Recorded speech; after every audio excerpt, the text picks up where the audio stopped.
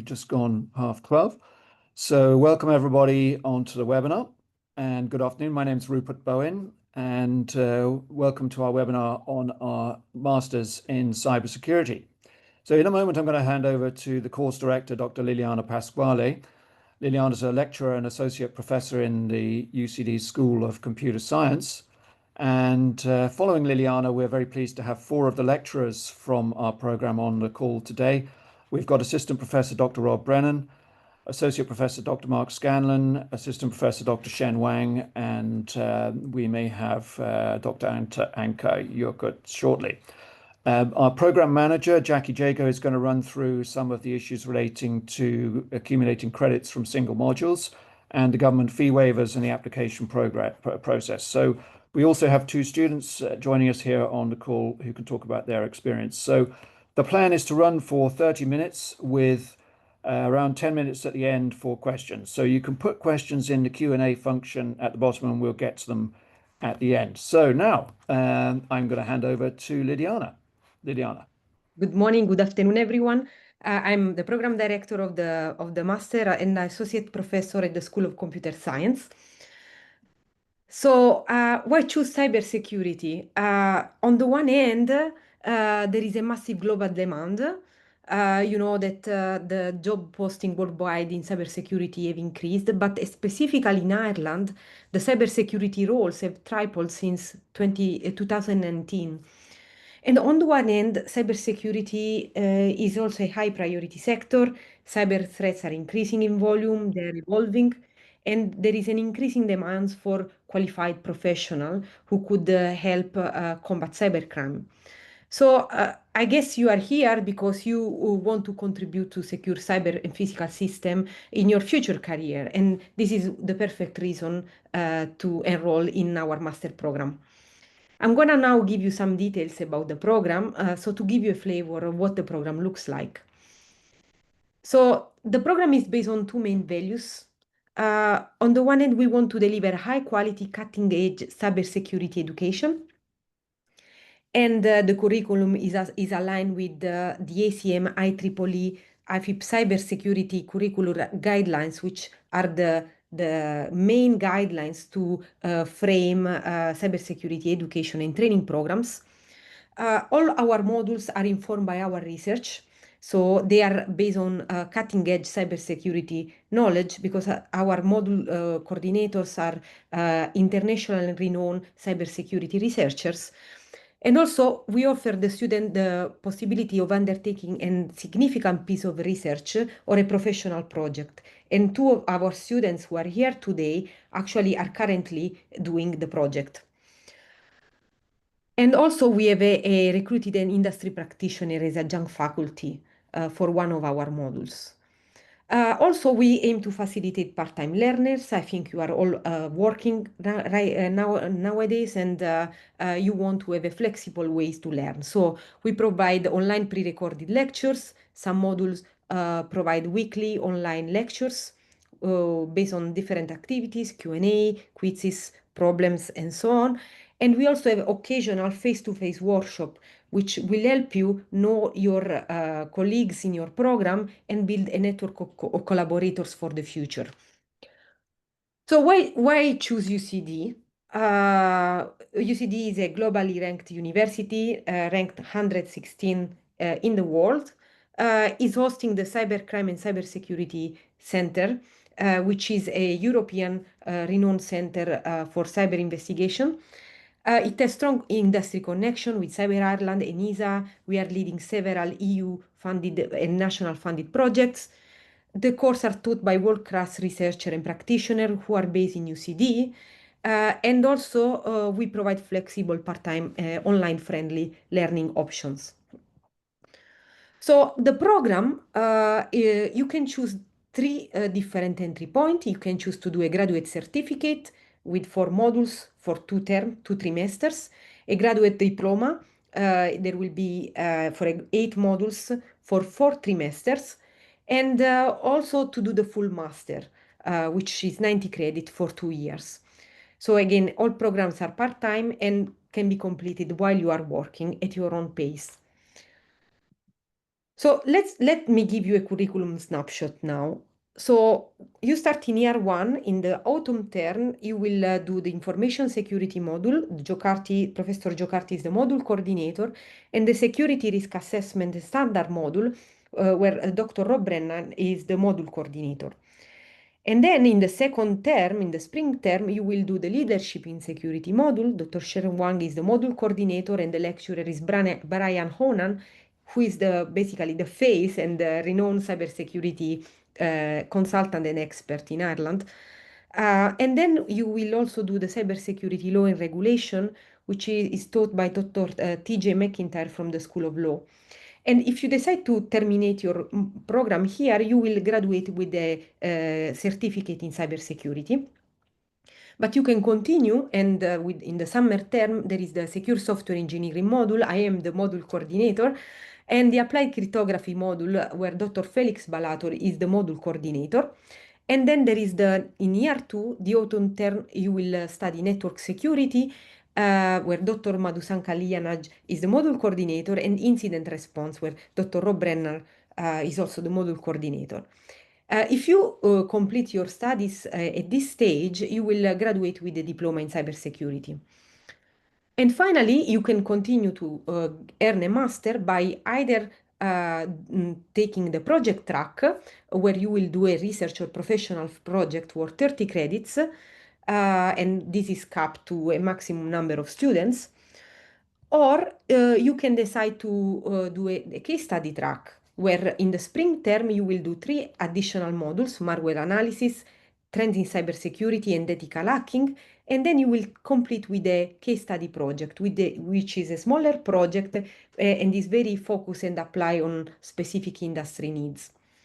Some example of case study projects are, for example, a project that tries to build a ransomware protection program for companies, or a phishing campaign for an organization. There is other case studies focus on bounty programs and more. So how will you learn? The delivery is flexible, as I mentioned before, and there is a variety of assessment. Each module has a different ways of assessment. Some of modules use journaling activities, practical assignments, quizzes, essays, case studies in groups, presentation, and exams. So the assessment strategy vary depending on the modules. And who will teach you? Here are the set of lecture and module coordinators. Um, and all the member of staff in the UCD of Computer Science is actively doing research in cybersecurity. They are international renowned, and they are leading a European national funding project on the domain, and collaborating also with industry. So we have a lot of industry collaboration, which we are exploiting in our project and case study as well. So what you will become? So if you are planning to sign for the master program, these are some of the example of career expectations. Some of our students actually pursue a career as a security engineer, risk analysis, cybersecurity architect, malware analyst, CISO, security team leader. And many of our students actually were able to already secure a job after completing our program. And they are working for a variety of employers in the public sector, banks, defense, software companies, and startups. And I think I said enough. So if you have, thank you for your attention. If you have any more questions, you can ask them here, or you can ask them later to me or to Jackie. And I'm gonna now hand over to Dr. Rob Brennan, who is the module coordinator for 2 of our modules in the program. Hi there. Thanks, Liliana. So yeah, I teach 2 modules. The first one, 47870, an incident response. So this module focuses on incident response processes, looking at malware, the MITRE attack framework, understanding cyber threat intelligence and how it's used. A big focus in the module is setting up a kind of personal security operations center, SOC or CERT, the tools and workflows that will be used, and you get hands-on experience with WASA, Hive, Cortex, and MISP. in order to see how those tools work. We also look at incidents such as the HC attack in order to understand how these things happen in practice. The next module I teach is on cyber risk assessment and standards. So one of the unique things about this course is that I teach both the American NIST-based standards and also the international ISO standards, try to show you how we blend and take from both in order to develop effective systems. The focus here is developing a system security plan that's done as a group activity in order to develop a realistic system, and also to have different perspectives and capabilities within the team in order to do the system description and risk assessment. We're looking at, well, what's the authorization boundary? How do you define that? What controls are recommended? What are the standards around controls? Can they be used for, gap analysis as part of a risk assessment, different risk assessment techniques? There's a big focus, as I say, on group work. There's some a research component to this where we get people to go out and read papers that are in this space, and this is part of activating you to be kind of self-learning and updating your knowledge after the course. We also have a tabletop exercise. My own research is in the area of human factors and incident response, risk and safety systems for data and AI, and data governance using knowledge graphs. That's it. Okay. Thank you. So can we now hand over to Anka? Dr. Anka Yokut, you need to unmute yourself. And if you could just give a little info on what you're teaching, which modules you're teaching, and how you teach them. Thank you. Okay, I hope you can hear me well, right? I can hear you. Yep. Okay, so good afternoon, everyone. I'm Dr. Anka Jurkuț, and my area is cybersecurity. I work in threat detection and prevention. So as you know, among cybersecurity, it's a rapidly evolving field, and threats are becoming more complex, more targeted, and more damaging. So among these threats, malware remains one of the most persistent and dangerous challenges. And that's why malware analysis course that I'm delivering for this master is a crucial skill for any cybersecurity professional. So in this module, we really go beyond the theory.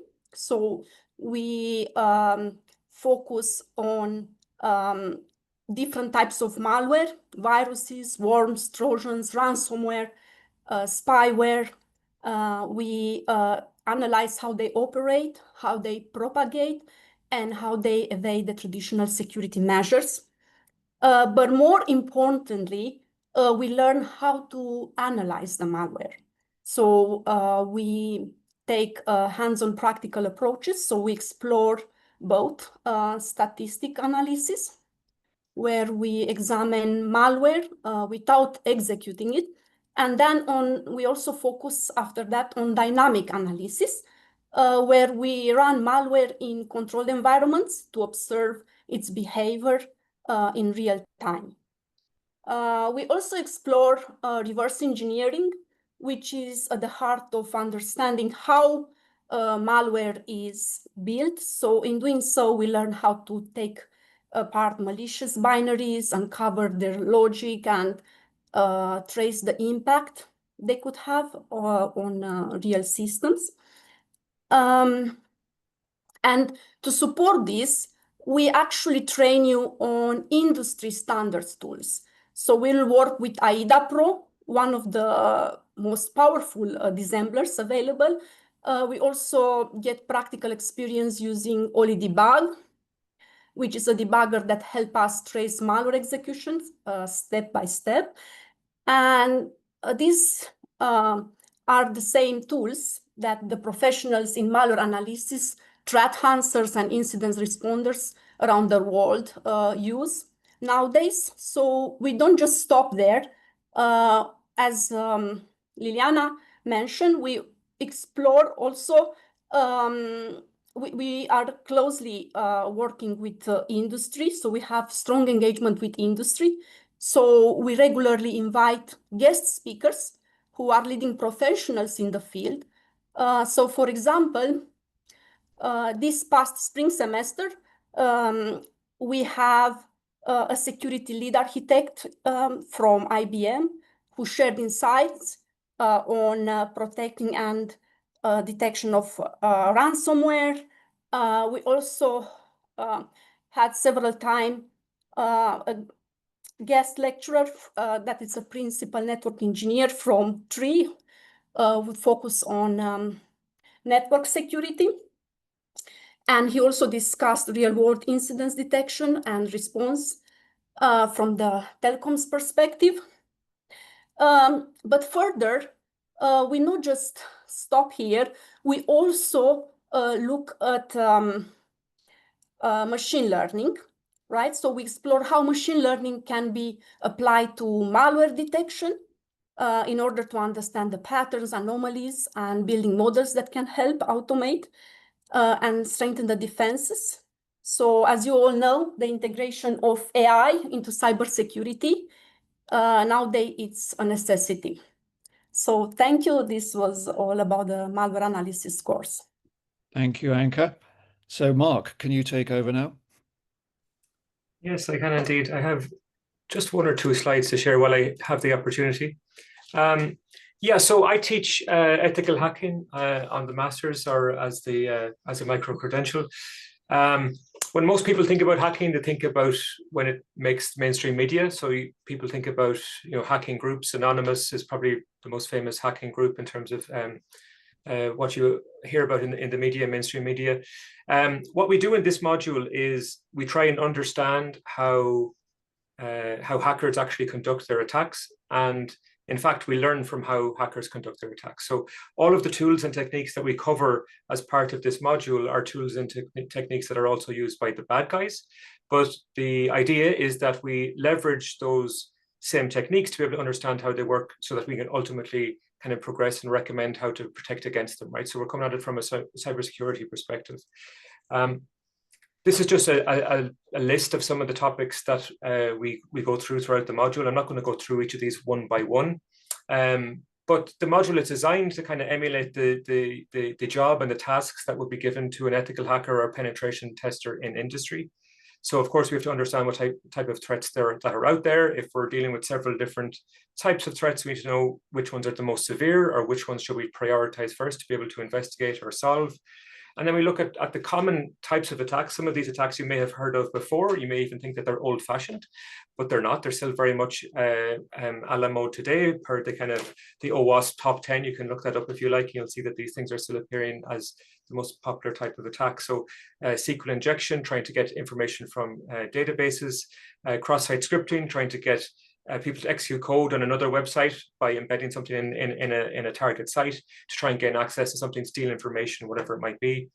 Hacking into systems, which normally means either that there's some sort of broken authentication, so you're able to bypass security in some way to be able to get access to a system that you shouldn't otherwise have access to. Broken crypto talks about how the way data is stored is not secure, and you can still get access to it, or you can attack that and get access to data that you otherwise shouldn't have lawful access to. At the end of the module, we look at a few current trends, which is kind of a little bit dynamic and up to date. So we look at the current trends that are happening within like password cracking or wireless network hacking. And I typically have a guest speaker who comes and delivers a guest lecture as part of the module on the industry career paths that are available to students on the back of the masters in Ireland and indeed more further afield. Very brief overview. I'm happy to answer any questions if you have. Thanks. Thank you, Mark. So next, Dr. Shen Wang, please. If you could unmute yourself.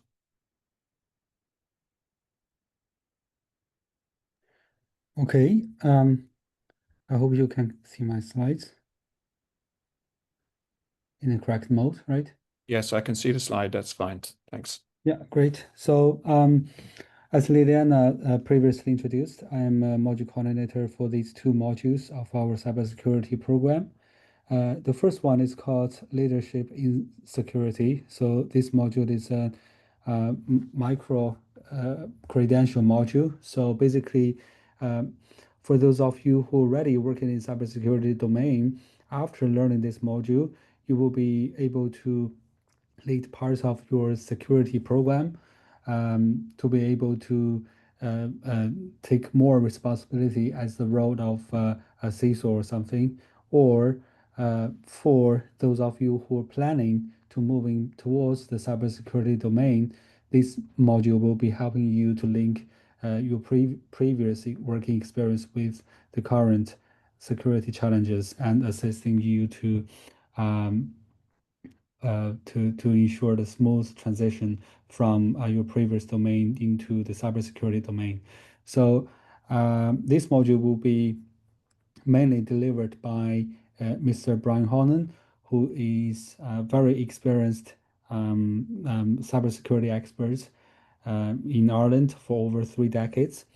As you can see, that this is one of the interactive face-to-face workshop that we organized together earlier this year. Although this workshop is not mandatory, but you can see that it is very engaging and very interesting for both of us.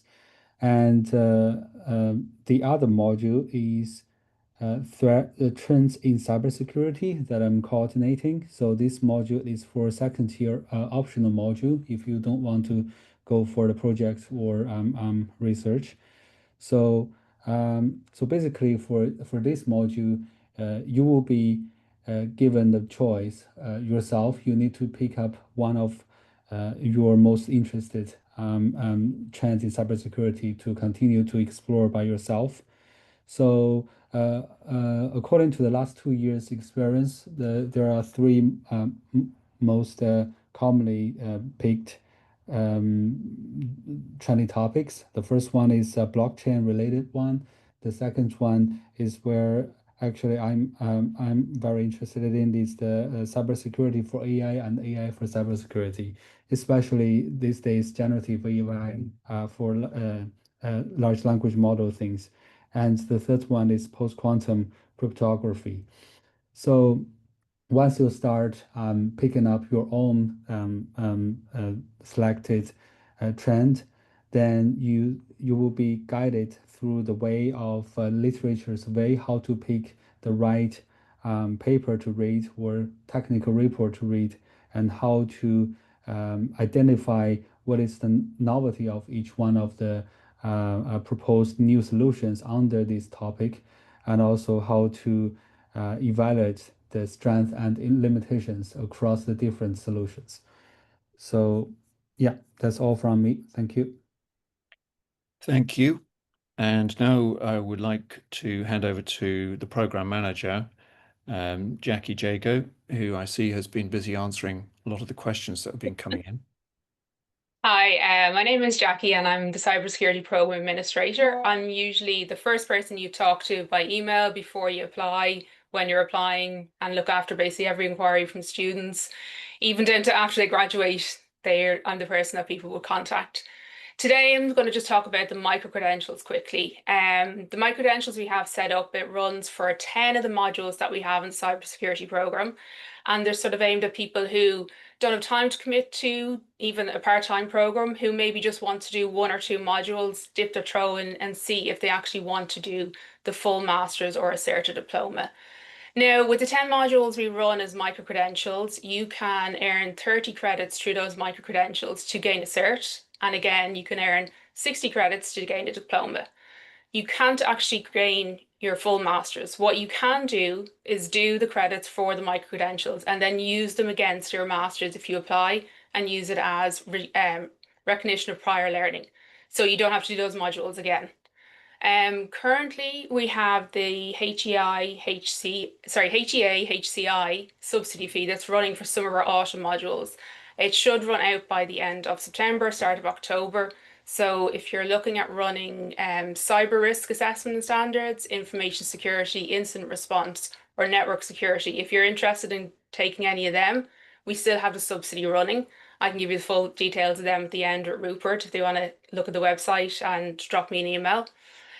With our micro credentials, we have, I think it's about, was it 30 or 40 students at the moment that are running across the programs.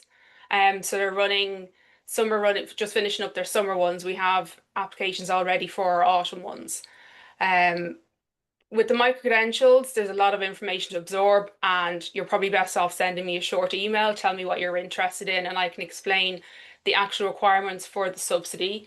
There's three main requirements. You have to be living full-time in the Republic of Ireland, you have to have your own valid PPS number, and you have to meet the nationality visa requirements. And within that living the full-time in the Republic of Ireland, you have to have lived within the EU, the EEA, the UK, Switzerland for at least 3 of the last 5 years. It's a lot of information to absorb in a very short webinar today. I know Rupert's going to share the websites for the cybersecurity program, our micro-credentials website, and you can drop me an email if you have any questions about our micro-credentials. Thanks very much, Jackie, and we'll continue to answer the questions. So we have, I'm very glad to say, a couple of students here who are on the program. It's good for you to hear from people who are currently doing it. So if I could hand over to, shall we say, Connor, would you like to say a couple of words first, and then Sani? Yeah. Hi everyone. I'm Connor and I'm doing the master's, cybersecurity master's here in UCD. So I currently work in security automation in an Irish company called Tynes. And I kind of got interested in cybersecurity when I was doing my undergrad in computer science. And so the whole point of me doing this master's was try expand a bit more into the field and try get hands-on experience with security research because that's something that was really interesting me and try get a bit more of a taste through that. That is something that is very good with this master's. You're doing a lot of different modules in a lot of different fields, different areas, and you're really sampling across everything, which is really interesting. Thanks very much, Connor. Sani, would you like to add anything to that? Yep. So, hi everyone. My name is Sani, and I'm former Amazon and former Microsoft software engineer. And the reason why I sort of chose this UCD program when I was looking into cybersecurity and when I came about to cybersecurity was that what really drew me to it was how industry applicable the course curriculum was. And taking those learnings back to my job, I was able to directly apply what I had just seen in a module the previous day directly into my work. And it allowed me to gain a lot of professional experience in cybersecurity as well. And it was a really valuable learning experience. That's wonderful. Great to have a couple of students on today. So that is Liliana, I think, would like to say a couple of extra words there about. Yes, so probably some of you have considered also doing a certification. So a master doesn't expire, is something that doesn't expire. However, we have partnered with ISC2. So if you obtain a master, you could take a certification at a substantially discounted price, a CISP certification for 660 euros instead of the full price, which is over 3,000. And so this is a good, very good thing, another reason to do the master. Also because the content of the master actually covers the content of the certification as well. But it's something that doesn't expire and is for my research. So, but there is an opportunity for you to take the certification at the end of the master. And finally, all modules actually have invited industry lecturers. So there is always a contact with the industry for each of the module that you will be able to take. And if you're considering to apply, the module content is available online. You can ask us questions, and that's it. So thank you for your attention. Thank you, everybody. That's the end of the formal presentation. We're going to take some questions now. But we said we'd go for half an hour. So I think we'll spend another 5 or 10 minutes. There've been a lot of questions coming in. So let's try and cover some of those. So I see there's currently only one open question. Jackie, you're answering that. Do you want to answer that live? Yep. It was just a question about applying provisional transcripts. And yes, biggest piece of advice is open an application, because we don't know when we're going to close the applications. We have a quota we have to meet, and we can't announce it to people who might be sitting at home waiting for documents that they haven't uploaded. So my one big piece of advice for people who are interested, open an application. Once it's open, you can always add to it. If you've got provisional results, that's fine. We can give offers or look at your application with provisional results. And if you were going to be given an offer, it would be conditional on you getting your final transcripts and uploading them. But once the application is open, we can do something with it. If you haven't applied and the program is closed, our hands are tied. We can't reopen applications again. So if you're interested, at least email me to talk to me about what you're worried about or what you're hesitant about uploading, and we can get your application open and set up. So there were a few others that you answered. I'll just queue you up and you can say, I think we answered some of these quite privately, but Yeah. so is the funding available for the grad cert or only for individual modules? It is only for individual modules. You can use those individual modules to work up to a grad cert, though.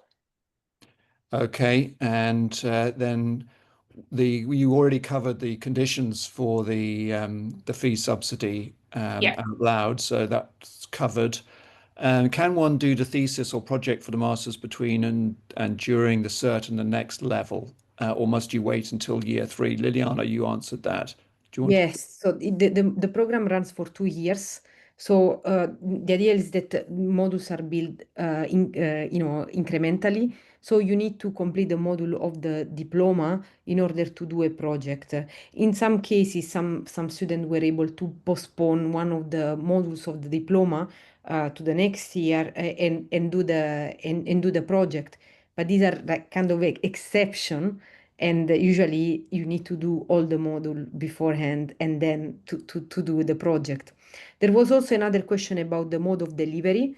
So the content of the lecture is released asynchronously every week, but we also have live lectures outside working hours. Usually module coordinators do live lectures every week, once a week. But also we have 3 in-person workshops. The date of the workshops in person are announced at the start of the term for the whole year. So you will know them in September already. And this is an opportunity for you to do, group activities, to know your colleagues and to network. And that's one of the key, I think, strength of this program. So the dates will be announced ahead of time, and you are highly, highly encouraged to attend these events in person. I answered one question there. Is there a full-time on-campus version of this program? And the answer is no, not at the moment. And hopefully might be able to do that in future. So There's also a question there about the Government of Ireland International Education Scholarships. Because it's a part-time program, it is not eligible for these types of scholarships. okay. I think we covered the in-person exams and the on-campus workshop days. Entry requirements we have covered already. I think some people were asking if career experience, prior learning is included. Liliana, did you want to say anything Yes, about it? yes. So each application will be considered case by case. But usually, if you don't have a degree in computer science, but you have a substantial experience in software engineering, programming, cybersecurity, we will consider those towards admitting students to the program.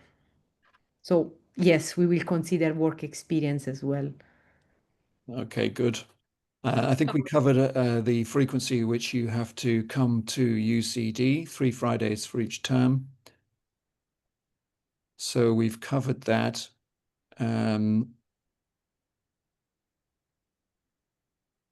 Okay. I'm just reading through these. Does anybody see any other questions? Anita's asked about the official start date for the program. It usually is the week before the undergrad start. I think it should be, is it the 5th of September, Liliana? We're planning. Yes, so the Yeah. first day, it will be 5th of September. There will be an induction, and then you will have your first lecture with Rob Brennan for the risk and standard. And just add, there is a payment plan for fees for UCD if you're in the masters. So you're doing 3 semesters per year, autumn, spring, summer. You have 3 payment dates, which is September, January, and May.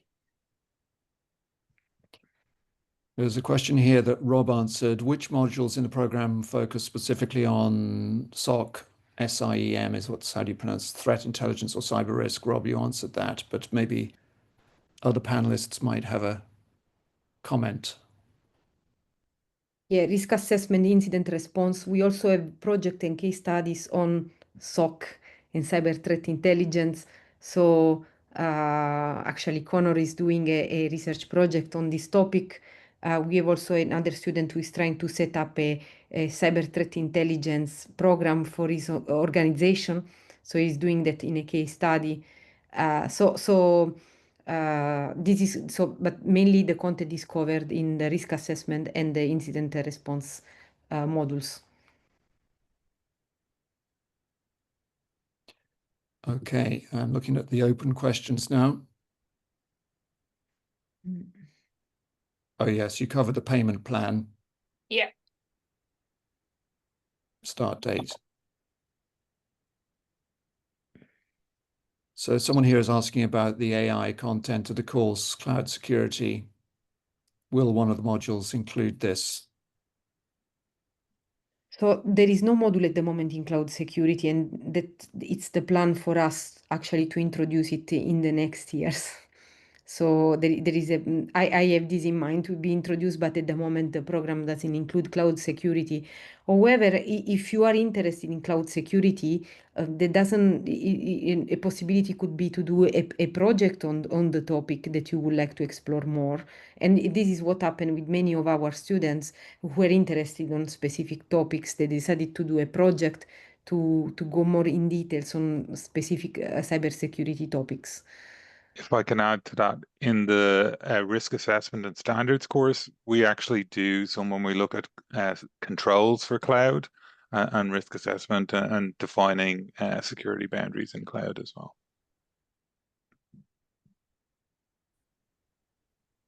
Excellent.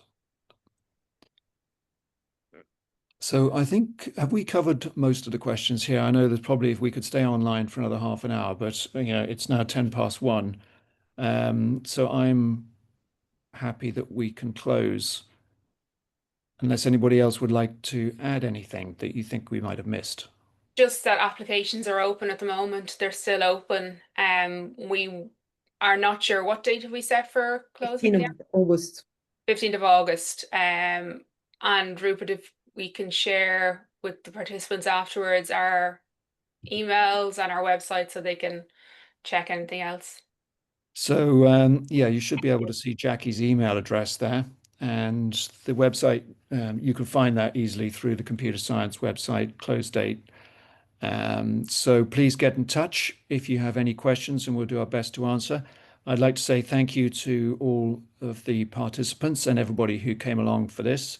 A remarkable number of you have stayed on till the very end. So thank you very much. And that's it. I hope to see many of you on the program in September or in coming years.